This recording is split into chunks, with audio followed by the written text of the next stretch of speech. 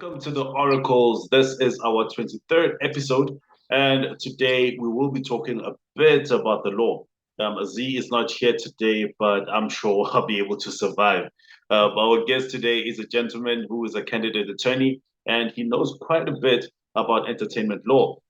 He has his own YouTube channel, Mzansi A-Listers. He'll tell us a bit about that himself, but do check it out and subscribe to it.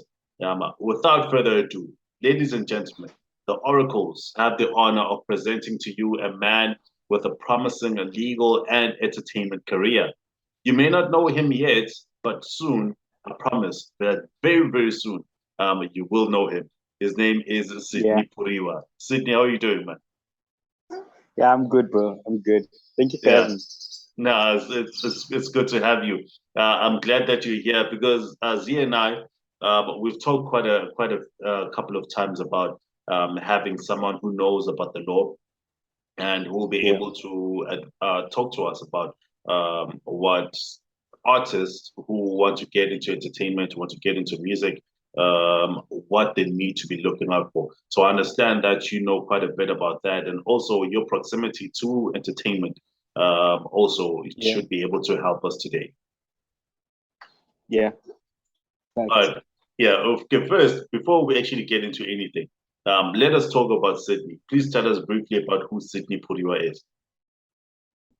I would say it's very difficult for me to like describe myself because I don't really do one thing.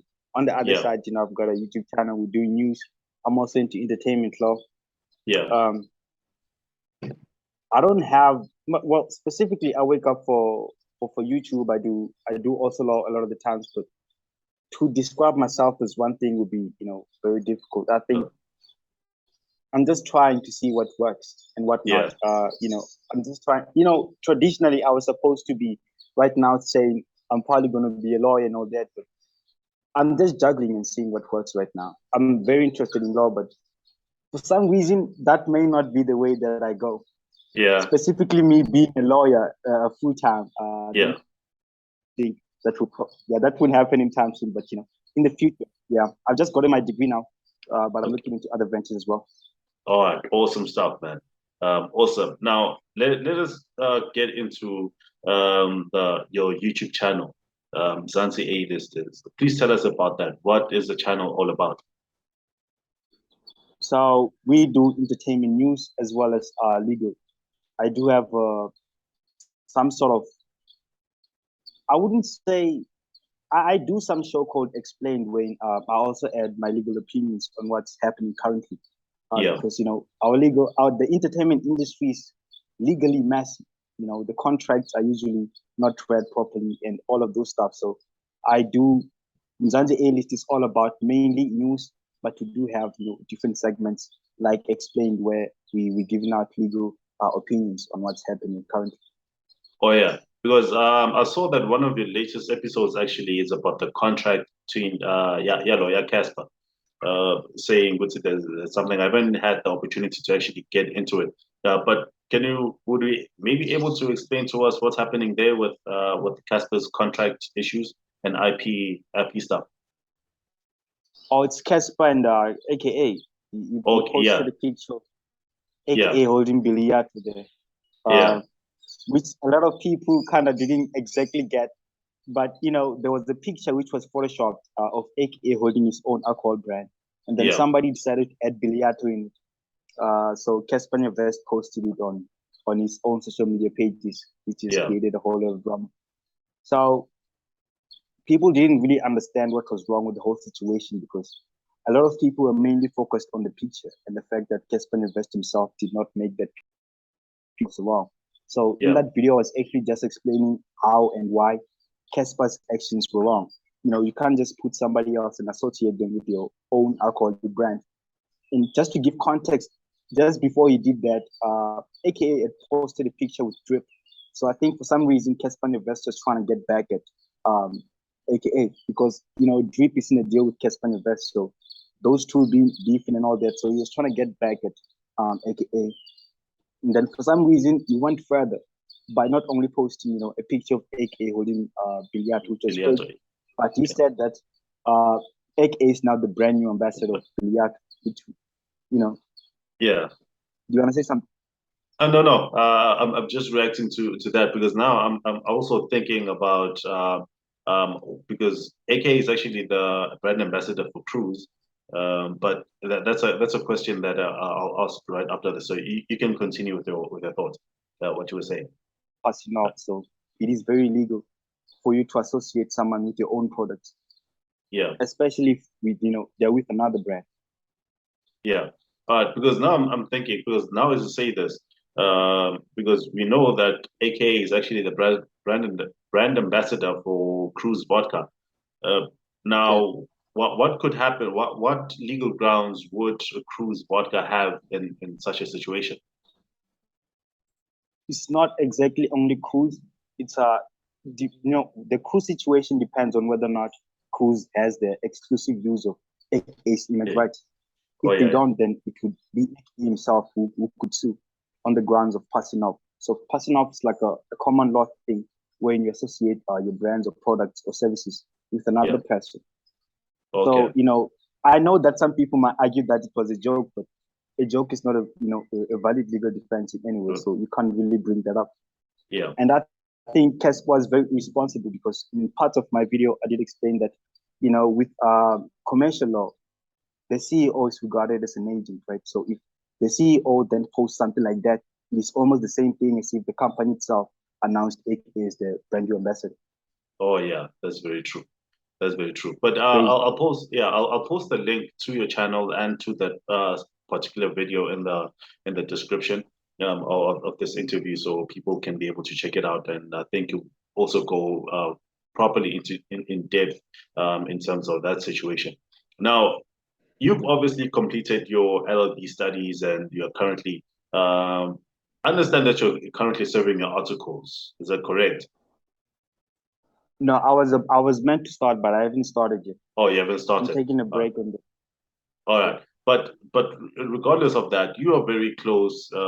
You've got very close proximity to the entertainment scene. But what legal situations have you seen so far where you thought they could have been avoided? You know, in terms of contracts, I mean, it's not necessarily only contracts, but which one can I say? The most famous, I would guess. I'm not. It's not really confirmed yet, but I had a theory on Questor's Spirit Chaser track, Spirit Chaser situation. I'm sorry, Yeah, it's raining right now. Can you hear me? Can you yeah, I still can hear hear me? you. Yeah, I can still hear Oh, it's a bit raining. you. The Questor situation when he, Mark was sort of interpolated parts of Spirit Chaser's track. Yeah, Yeah, and somehow those contracts found themselves online, and I analyzed one of them, and I was talking about how for some reason, I don't actually think that what Marco did was any legal ground for Spirit Chasers to actually get anything from the track because what Marco did was interpolate the keys, and legally, you cannot in any way copyright keys. yeah, Keys like chord progressions. Chord yeah, yeah. progressions are not copyrightable, but for some reason, based off of those chord progressions, Spirit Chasers were still able to get royalties from the song, which was in my own view legally not supposed to happen because in the first place the part that was interpolated was royalties off of the So I think and we lost you a bit there. You said which part is not supposed to be interpolated? or I was saying chord progressions are not copyrightable in the first place, so Oh, nobody okay. can get royalties from chord progressions anyway Oh, because yeah, they were not supposed to be copyrighted. Some other legal issues that are coming up is songwriters wanting to pull their songs from their compositions from a song. You might yeah, find that you have a song, there's a songwriter on it, and then a few years later, it then comes out to say, I want to take those compositions out of the song. And yeah. that may happen because, in most situations, people sign split sheet. They just download a simple split sheet and then they decide this one is earning this much, this one is earning this much.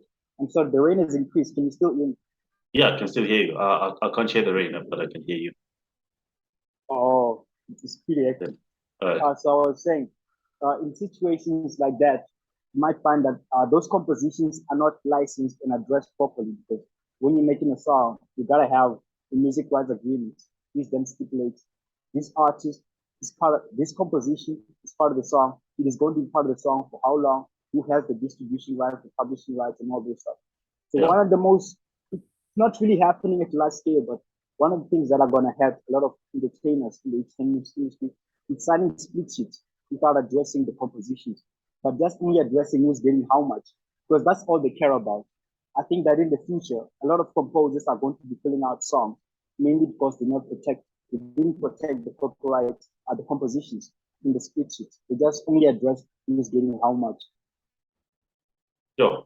Okay. And yeah, that is very interesting. Now, when we talk about the songwriters and the composition that they do, how are then royalties split when another artist basically does a cover of what somebody else has written? What usually happens there?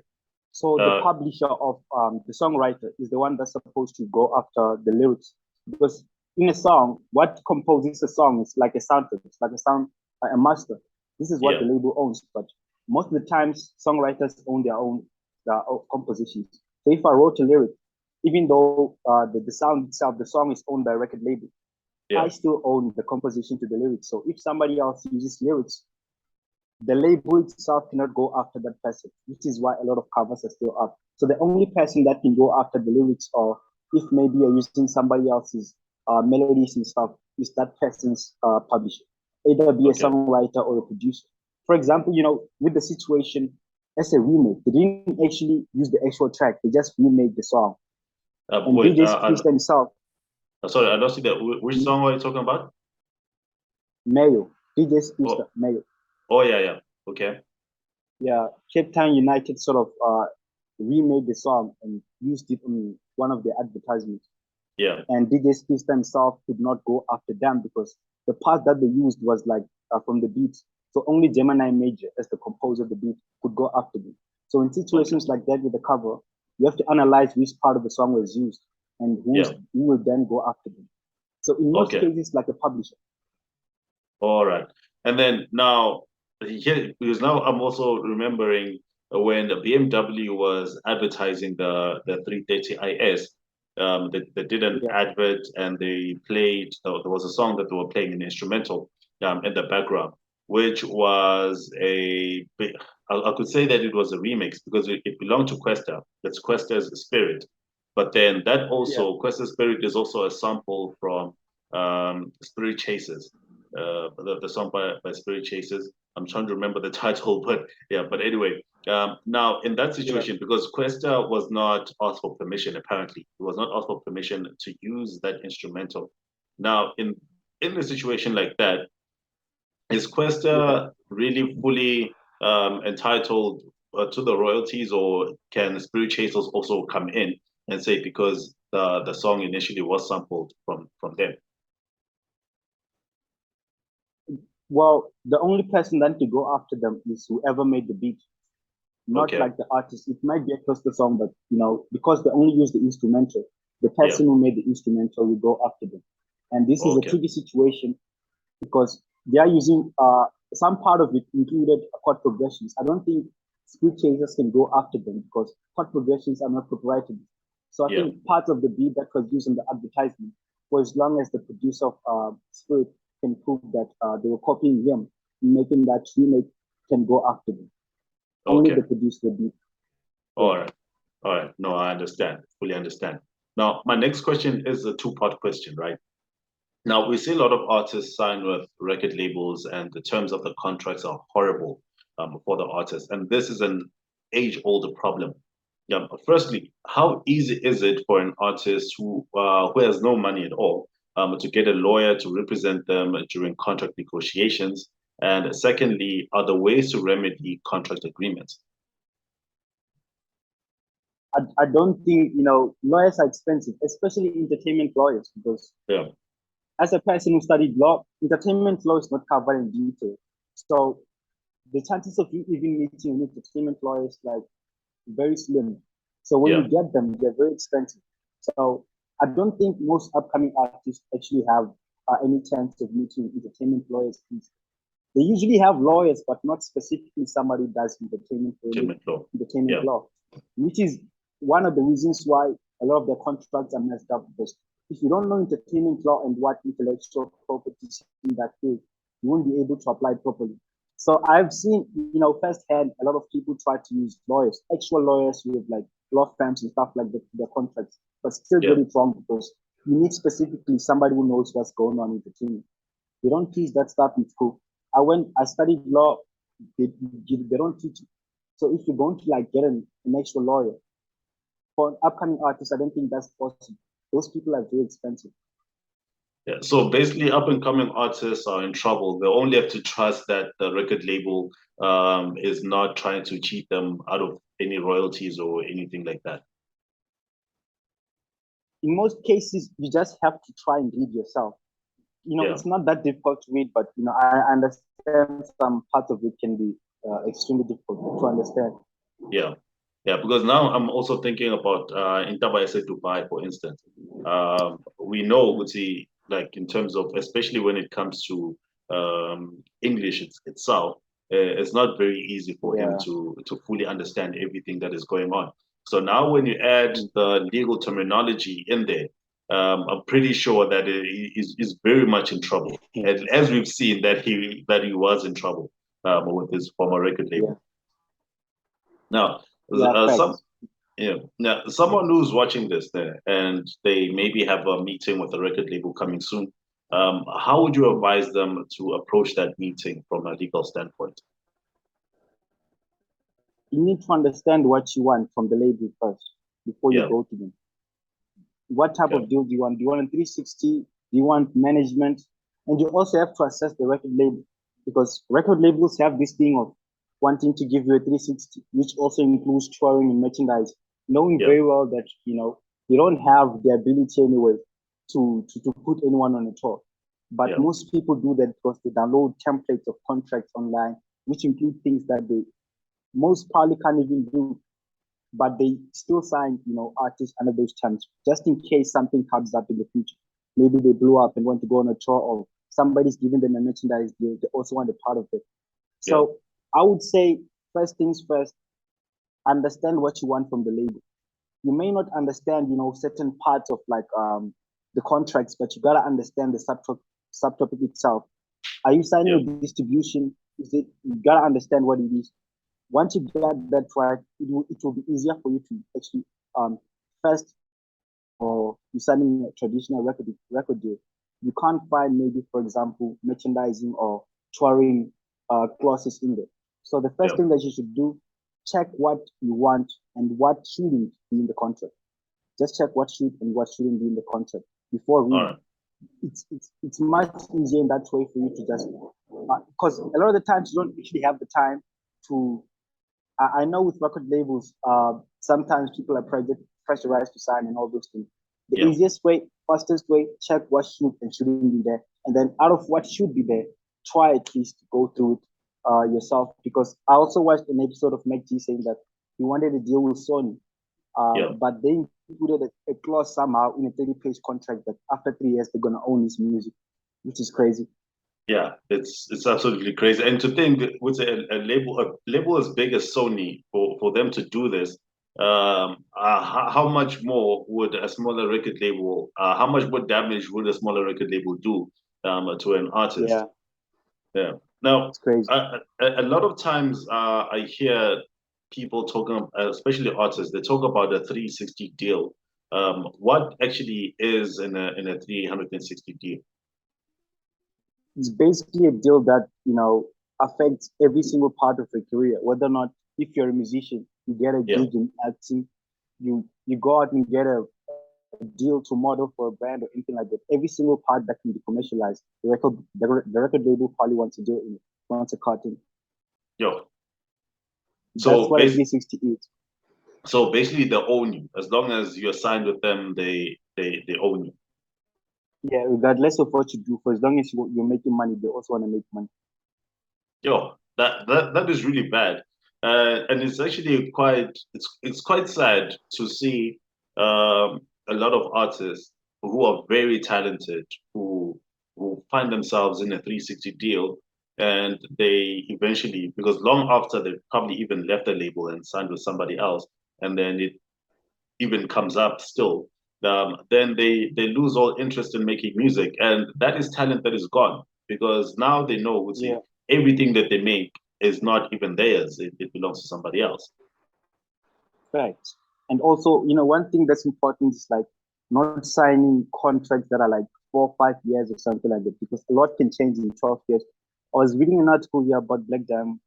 They Yeah, signed a deal with Ambitious to do an album, and they extended to like three more albums. And now they wanted to leave, and they still haven't finished those albums. So Ambitious is now going after them.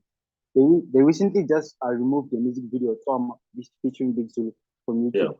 They took it down from the YouTube channel. So those guys left and still did music. The music is still taken down. Yo, it's really But bad. Like, because especially with artists who sign with labels and see some success, they yeah, in most cases want to extend their contracts and stuff like that, which is terrible. It's a terrible decision yeah. because when you extend, for example, with like three more albums, you actually have to deliver them before you leave, and those guys still haven't. Yeah, and now I'm also thinking about that deal that Lil Wayne had with Cash Money, where he eventually Mm. released Carter 5. But with that, I don't think he actually even recorded any new music.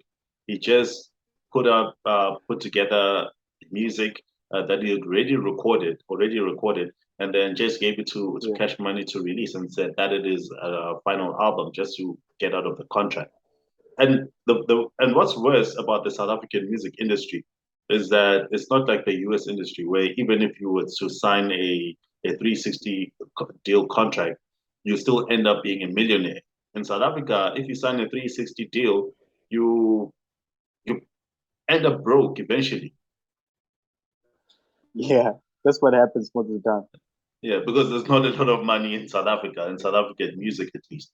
But anyway, Sydney, you I mean, because the first time I actually met you was last month. Yeah, last month Yeah, when we met in Melrose Arch. You have quite. I mean, you are making your way in the entertainment industry. yeah. Which artists would you love to work with? In terms, I mean, because I know that you're basically in the background, but actually, let's not limit it to artists. Like, which entertainers would you love to work with? I mean, I'm seeing 25K is one of the guys that's coming up. The Yeah. night hip hop is in the game. Messi is like in terms of deals, he's gotten international deals. Like Yeah, I think the only hip hop artist which is signed to an international label in South yeah, Africa. So Sangolese. probably No, Mzansi. it's Elaine is also signed with what's that Oh label yeah, that I know the that same as Beyonce? Yeah, yeah. Columbia. So, I was referring to like hip hop. He's like the oh, in terms only of hip rapper. hop. Oh yeah, yeah, Yeah, yeah. That's true. he's the That's only true. rapper. So probably next TC as well. Yeah. All right. Yeah, Yeah. So it's 25K and Nasty next C. TC. Yeah, All right. All right. Oh, A-Reece also has his own label now. So probably A-Reece as well. yeah. Nah, that's awesome, man. That's awesome. Now, when it as far as because now we have to close it up. As far as your career is concerned, um, I mean, okay, I understand that you've said that you do not want to box yourself and you're still trying to find exactly where you want to be for the long term. But in terms of when you actually dream about your life, when you dream about your career, where do you want to see yourself in 5 years? Where do you see yourself 5 years from today? So the plan right now is actually growing Mzansi A-Listers from just being a YouTube channel to actually just being a proper media company. I Yeah. had my first employee just 3 months ago, Mr. X Okay. is helping me with Mzansi A-Listers, so we're trying to build that up. Because I had made money before on YouTube, but I actually blew that up. So now I'm just realizing if I actually employed somebody, I would have multiplied the output, which would eventually lead to more money. So right Yeah. now, that's where I'm at. I am trying to do a part-time candidate attorney just so I could, become a lawyer officially. Yeah. Yeah. Yeah. All right. No, that's awesome, man. That's awesome. Sydney, it's been a pleasure talking to you. And there's a lot that I know that we can talk about, and that I would love to Yeah. talk about. But hopefully, because we will definitely meet again in person, and we Yeah. will actually shoot another episode together. Next time, it will be in person. But thank you very much, man. Thank you very much for your time. I'm looking forward to further talking to you again, and hopefully you'll be able to meet Z next time.